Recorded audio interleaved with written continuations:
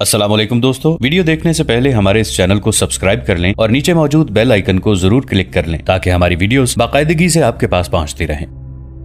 सुल्तान Salahuddin Ayyubi ने सारिम मिस्री और हसन बिन अब्दुल्ला को जंगी नौइयत की हिदायत देकर रुखसत कर दिया। वो दोनों चले गए तो सुल्तान अय्यूबी एक और मसले पर गौर करने लगे। उन्होंने जब बैरूत से मुहासरा उठाया था और वो नसीबा के मुकाम पर खैमजन हो गए थे, उससे कुछ अरसे पहले उन्हें बहरे कुल्जुम के मशरक़ी इलाके के मुतालिक ये इत्तलाएं मिली थीं कि सलीबी फौजी दस्ते इस इलाके में काफिलों को लूट लेते हैं। सलीबी सिर्फ मुसलमान काफिलों को लूटते थे, मालो दौलत के अलावा ऊंट और घोड़े ले जाते थे और कमसिन और नौजवान लड़कियों को भी उठा ले जाते थे। ज्यादातर रहजनी उन दिनों होती थी जिन दिनों मिस्र के हाजियों के काफिले जाते और आते थे। इन डाकुओं को फौजी पैमाने पर ही रोका जा सकता था, लेकिन सुल्तान अय्यूबी के पास इतनी फौज नहीं थी। इसके अलावा उनके दिमाग पर फिलिस्तीन और वो मुसलमान उमरा सवार थे जो सलीबियों के साथ दरपर्दा सुलह और मदद के मुआहदे कर रहे थे, इसलिए सुल्तान अय्यूबी इधर तवज्जो नहीं दे सके थे। हम आपको बता चुके हैं कि बैरूत के मुहासरे में सुल्तान अय्यूबी ने बहरी बेड़े भी इस्तेमाल किए थे, जिनका अमीरुल बहर हसामुद्दीन लुलू था। मुहासरा इब्तदा में ही नाकाम हो गया तो सुल्तान अय्यूबी ने हसामुद्दीन को पैगाम भेजा था कि वो बेड़ा सिकंदरिया ले जाए।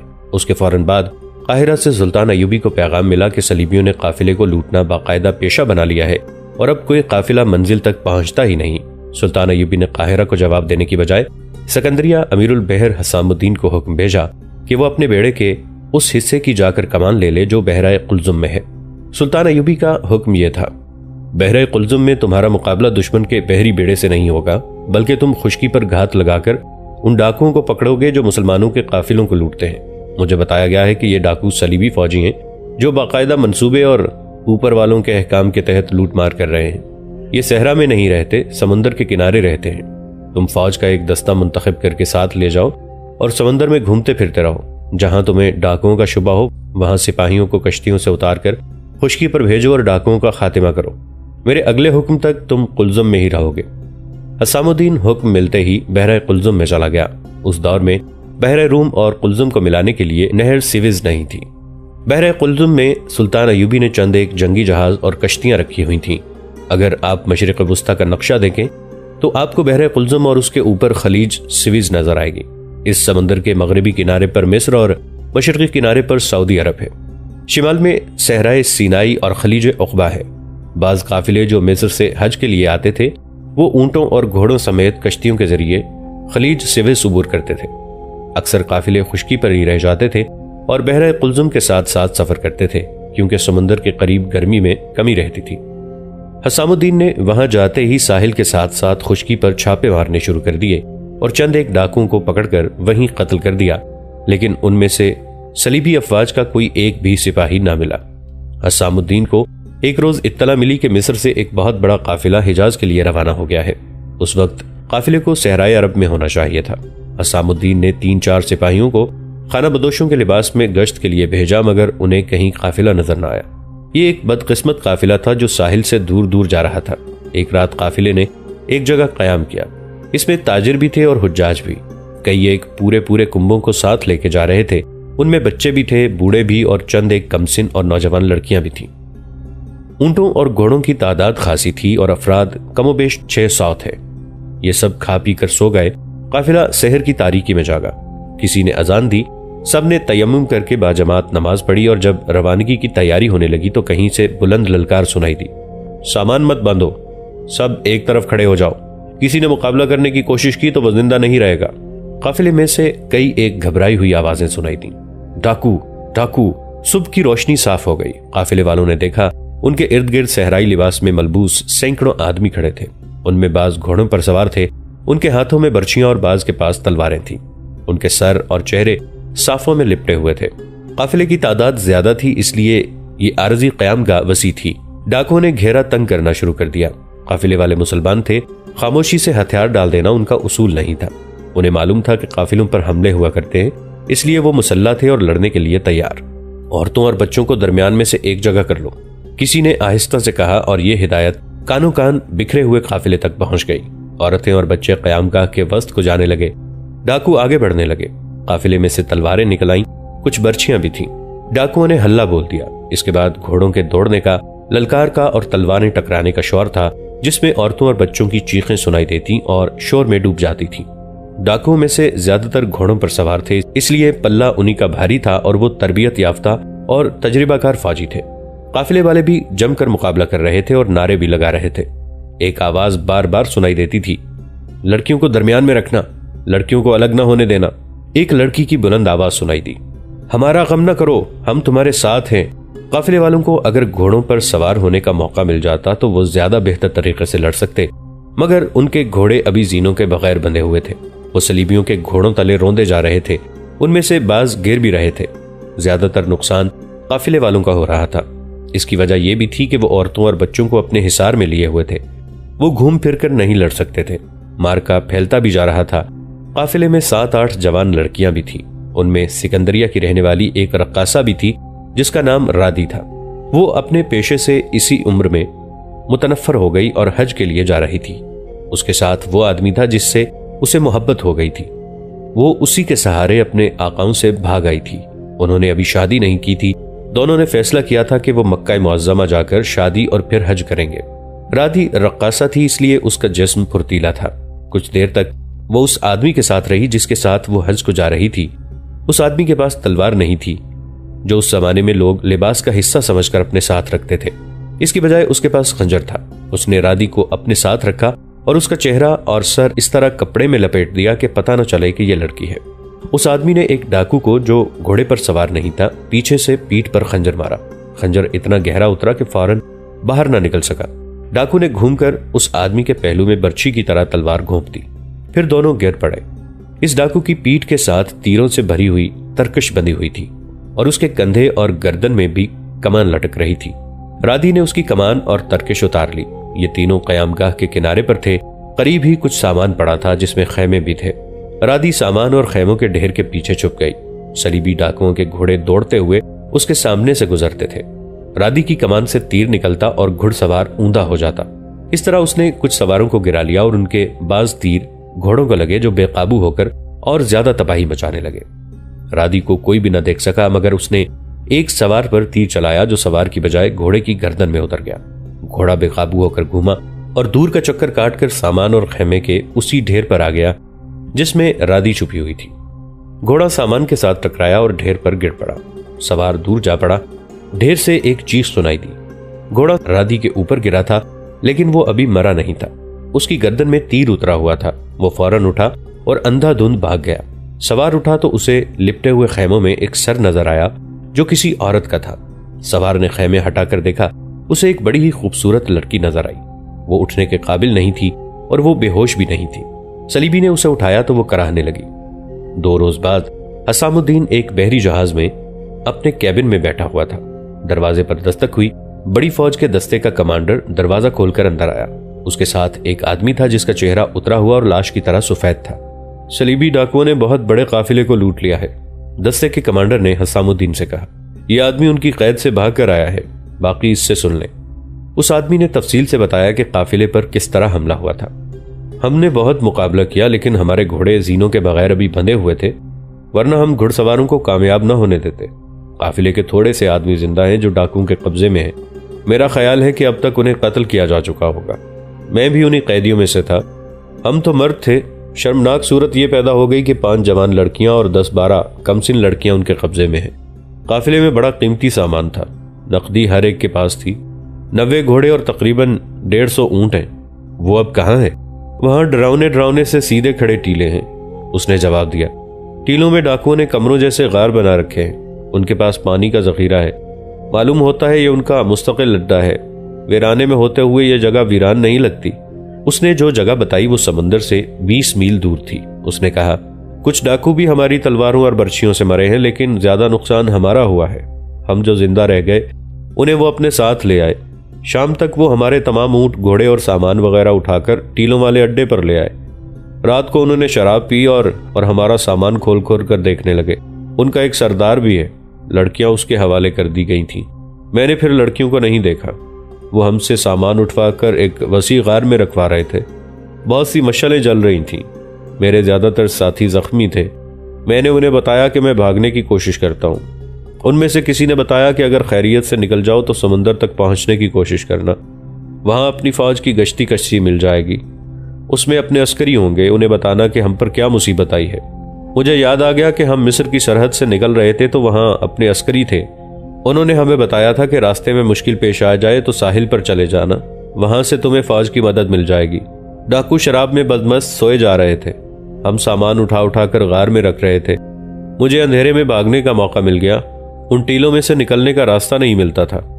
2 बार मैं घूम फिर कर वहीं पहुंच गया जहां से भागा था। मैंने अल्लाह को याद किया और कुरान की जो आयात याद थी वो पढ़ने लगा और आधी रात के बाद टीलों की घाटियों से निकल आया। समंदर की सिमत का ख्याल न रहा, मैं अंधाधुंध चलता गया और सुबह होने तक इतनी दूर आ गया जहां डाकू नहीं देख सकते थे। सारा दिन अल्लाह को याद करता रहा।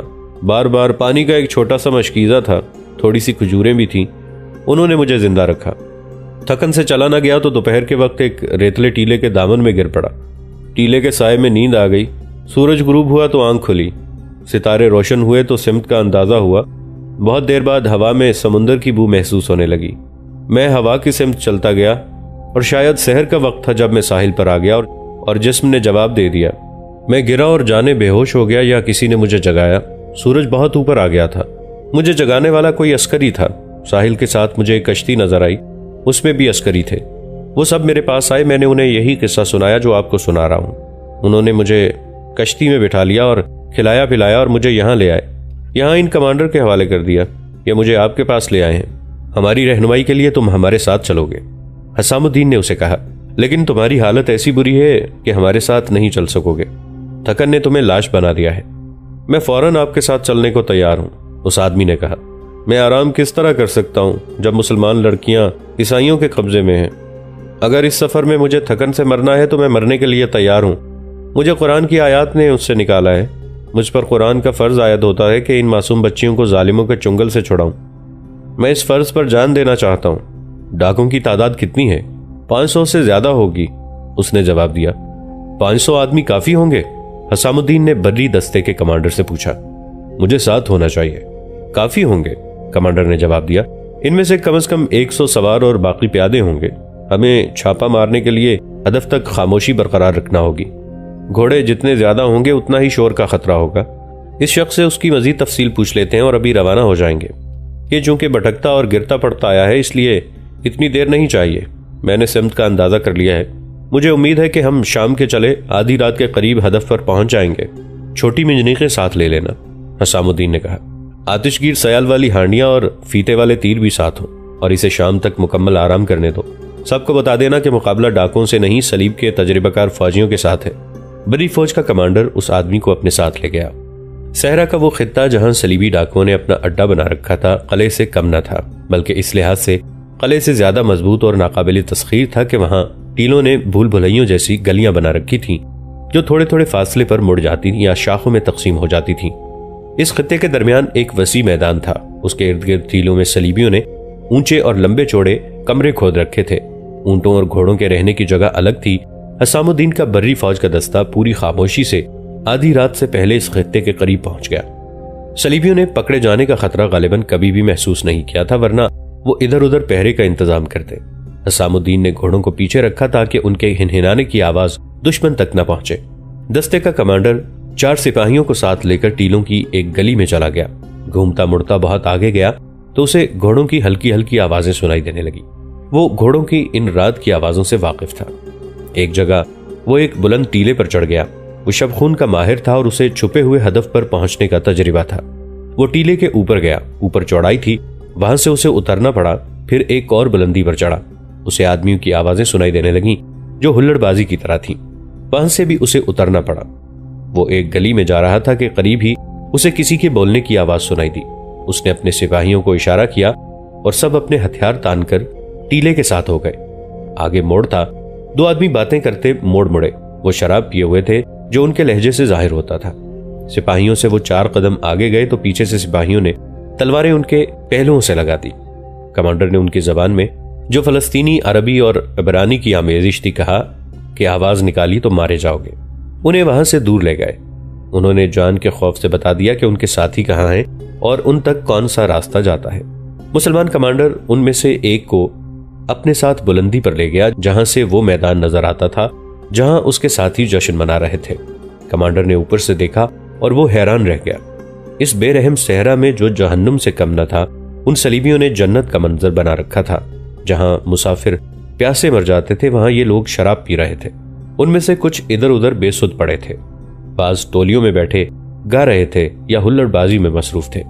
एक जगह एक लड़की नाच रही थी। मशलें इस तरह जल रही थीं कि उनके डंडे मूदी टीले में गाड़े हुए थे।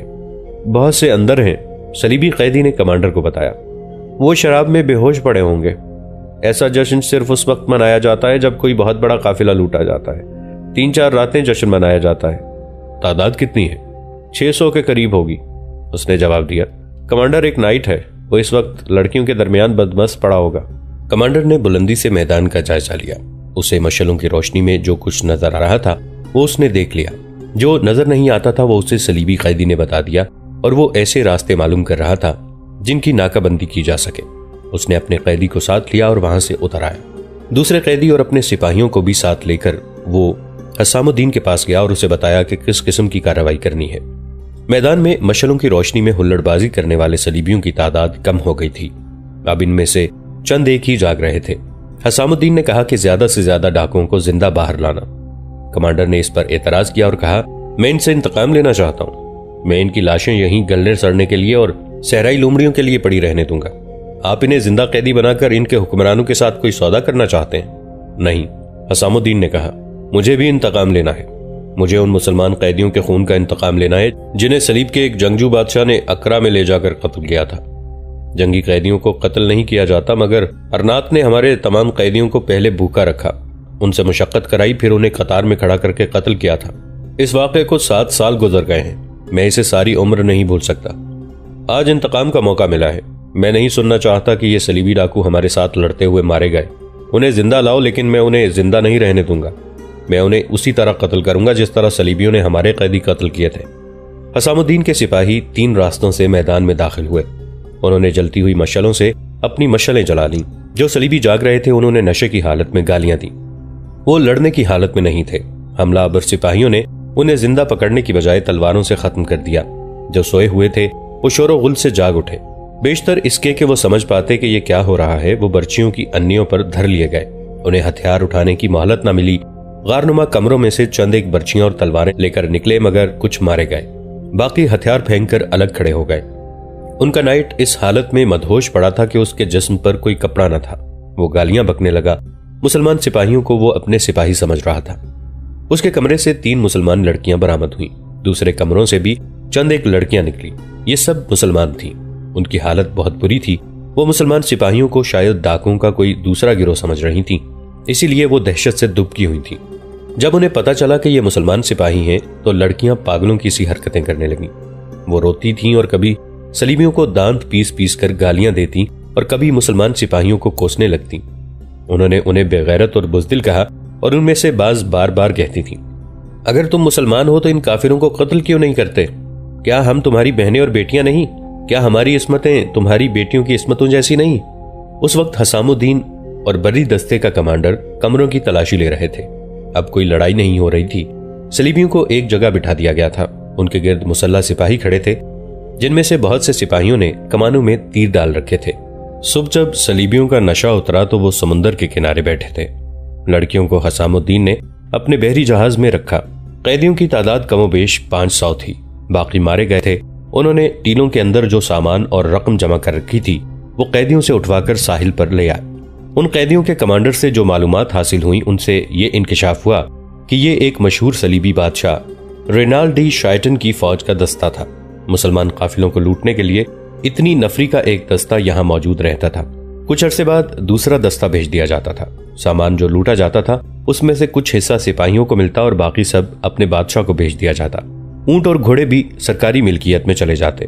लड़कियों के मुतालिक ये अहकाम थे कि कमसिन बच्चियां जो गैर मामूली तौर पर खूबसूरत होती थीं वो सलीबियों के हेडक्वार्टरों में भेज दी जाती थीं, जहां उन्हें ट्रेनिंग देकर जवानी की उम्र में जासूसी और तखरीबकारी के लिए मुसलमानों के इलाकों में भेजा जाता था। जवान लड़कियों में कोई बहुत ही खूबसूरत हो तो उसे भी हेडक्वार्टरों के हवाले कर दिया जाता था। दोस्तों, आज के लिए इतना ही। इसी कहानी की अगली किस्त के साथ बहुत जल्द हाजिर होंगे। नीचे कमेंट सेक्शन में अपनी राय का इजहार जरूर कीजिएगा। हमारे इस चैनल को सब्सक्राइब करके नीचे मौजूद बेल आइकन को भी जरूर क्लिक कीजिएगा। अगली मुलाकात तक के लिए हमारा और आपका अल्लाह निगहबान।